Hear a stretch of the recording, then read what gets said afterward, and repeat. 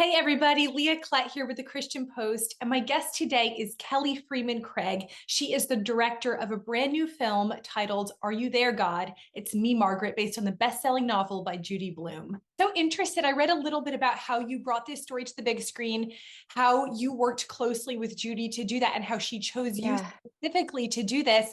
I want to hear more about the backstory of how you got involved with this project. Yeah. After I made my first movie, I was thinking about what to do next, and I started to think of all the authors that I loved, and the very first person that I thought of was Judy Blume. So I started to reread her books, and when I got to this one, I was just so blown away by it. I mean, I had all of these feelings that came back to me from that age. But I also was struck with all sorts of new things rereading it as an adult. I thought, in particular, what really struck me and made me want to make the film was I think she has such a beautiful and profound spiritual journey that's at the center of it. And I actually don't remember that when I read it as a kid.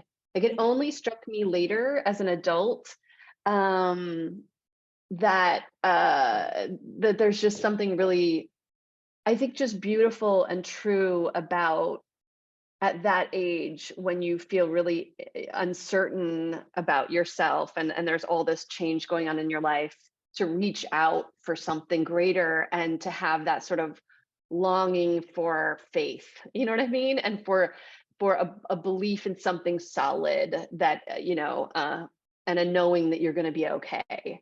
That was really beautiful to me, and I like you know, I like that the movie ends and you have the sense that she's going to continue to search for that connection to something greater.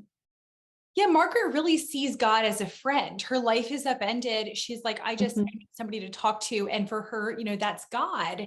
Do you resonate with that experience as well? I mean, honestly, it's a really big part, maybe the part of why I wanted to make the film, because I resonated with, especially, I resonated with reaching out specifically at that age. Like that's when my relationship to something greater began. And I think it began out of my uncertainty. You know what I mean? My just all the fears around growing up and all the changes in my life. And I also think that's the age when you realize your parents aren't God. They're people, they're people who are just doing the best you can, which I think then makes you say, oh my gosh, like if they're not in charge, like who is? Is anyone in charge? So I think, you know, I so resonate with why this is the age that you start to ask these bigger life questions and begin that search. That's when it began for me, and I feel like I still continue that search, and my sense of something greater than us, evolves, and my connection to it, and where I find that feeling of sort of solidness, where I feel renewed. I think that's an individual thing, and some people do find it when they go and they sit in a church. And I think some people find it like standing on a mountaintop, or, I think God's so many places, and we all feel renewed in different places. It's so highly personal. Yeah, absolutely. Mhm. Well, this book, obviously 90 million copies sold worldwide, Mhm. such an incredible book. And it's because it really speaks to the universal human experience of these young Mhm. girls. Talk about this theme of embracing what it means to be a girl and our uniqueness, Mhm. especially in a society that is increasingly focused on the external and pressures girls Yes. to be a certain way. Yeah. I think that's such a good question. And part of what I really think is so beautiful about Margaret's journey is that it's really a journey of self exploration and self acceptance. You know what I mean? And realizing who she is really, and who she wants to be, who she wants to hang out with. I think those are really big questions, particularly at that age. Yeah. And you said this earlier, especially reading the book as an adult, you just see different Mhm. things than you saw Yeah. when you read it when you were 11. Why is this book just as much for mothers, for parents, and empowering parents as much as it is for Mhm. a middle schooler that's going to read it for the first time? Yeah, when I reread the book, I was really struck by Margaret's mom, who I, had been oblivious to when I read it as a kid. But when I came back to it as a mom myself, there were seeds of her character that I found really interesting, and so I wanted to flesh them out. I wanted to expand her story and her journey, and in particular, I was interested in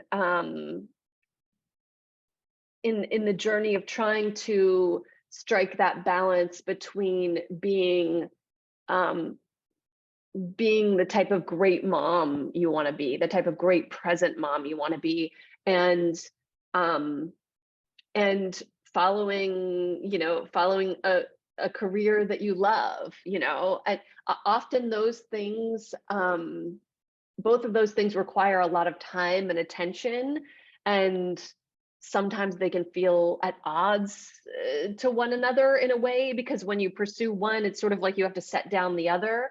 And I find myself constantly trying to figure out that balance. You know what I mean? It's really important to me to be a great mom to my kid. And it's also important to me to feed this part of my soul that loves to write and create. And that's part of what I feel like that's what makes me feel alive. Mhm. So, I love that. I yeah. have three little kids, and I feel the same. I feel like this movie really gave permission for moms to just be and Yes. appreciated them for doing the best they can in every situation when it's not easy and we're not going to do it perfectly. Yeah, exactly. And I have spent a lot of my life as a mom like beating myself up that I'm not the kind of mom who like cuts fruit up and puts together these like wonderful little play dates. And like, I wish I was that type of mom, or that joins the PTA. But I'm just not, I'm just not, it's somehow it's just I'm a square peg in a round hole or whatever in that scenario. And for a long time, I've had a hard time accepting that about myself. And I felt very guilty. And I felt like that means there's something wrong with me and that I'm not a good mom if I'm not that type of mom. And I've had to try to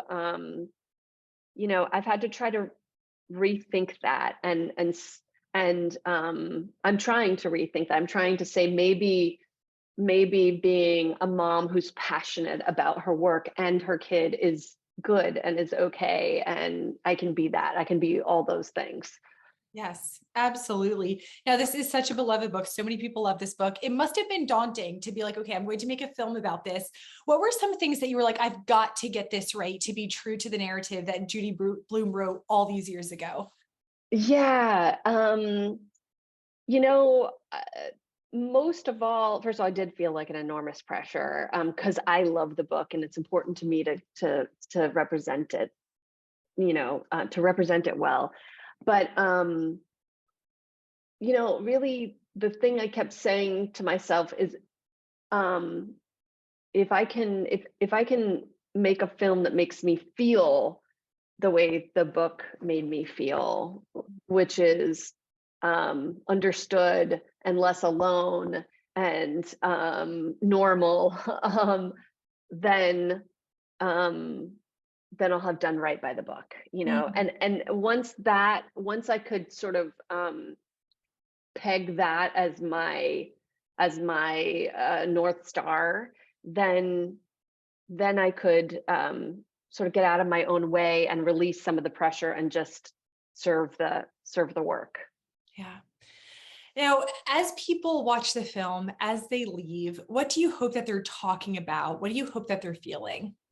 Oh God, this is such a big question that this is a part of why I wanted to make the film, is because I wanted people to leave with a sense of hope I want them to feel uplifted, that it's life affirming, and I want them to go tell their own stories about growing up. You know what I mean? I want them to say all the things that for some reason I think a lot of us don't say because it's kind of embarrassing, to just share and bond and connect um, over these experiences. And what's exciting is that's what we see happen in the theaters. Like women turn to each other and say, and start to tell their own stories. And that's exciting. It's exciting. The book encourages that.